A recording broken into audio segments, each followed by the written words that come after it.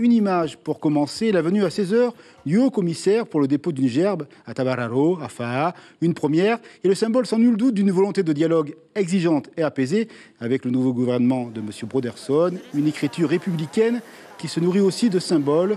Nous écoutons tout de suite Eric Spitz, le haut-commissaire, il répond à Patrick Kinsing. Le 29 juin, ça a été traditionnellement une journée qui était une journée de division au sein de la Polynésie entre indépendantistes et autonomistes.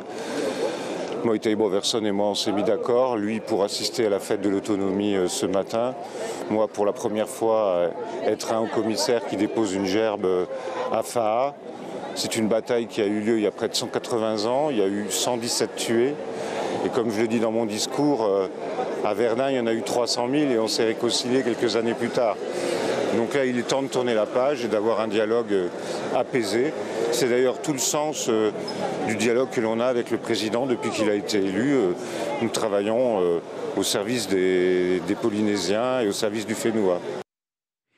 Ils étaient tous là ou presque pour la photo, les responsables des partis autonomistes, une célébration de la fête de l'autonomie, sans faste, mais avec du cœur, même si les aigreurs peut-être de la campagne n'ont pas tout à fait disparu. Toujours est-il que le président Broderson, au nom de la concorde dite républicaine, est également venu saluer les participants, une présence, dit-on, appréciée. Reportage Nicolas Suire avec les images de Jacques Damour. C'est l'une des fêtes de l'autonomie les moins fastes. Pas de défilé, juste un dépôt de gerbes suivi d'un discours du président du Tapura.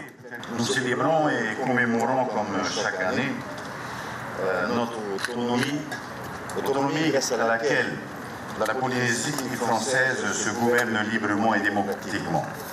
Et enfin, la levée des drapeaux avec les hymnes. 30 minutes de cérémonie en tout. Mais cet événement est également l'occasion de constater la présence, outre de l'ancien gouvernement, de celle du président indépendantiste accompagné de quelques ministres.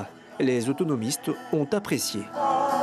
Je crois que la présence du président aujourd'hui est un signe fort que pour lui aussi l'autonomie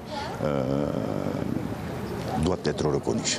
Il a bien compris que lors des élections, il n'y a pas une majorité de Polynésiens évidemment qui a porté la liste Tavini. Et donc je pense que c'est un respect aussi des Polynésiens qui sont purement autonomistes.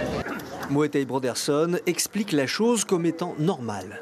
Je suis très heureux d'être là ce matin. Comme je l'ai dit quand j'ai été élu, il s'agit de respect. Et donc c'est un des mots-clés de notre campagne, c'est un des mots-clés de ce mandat.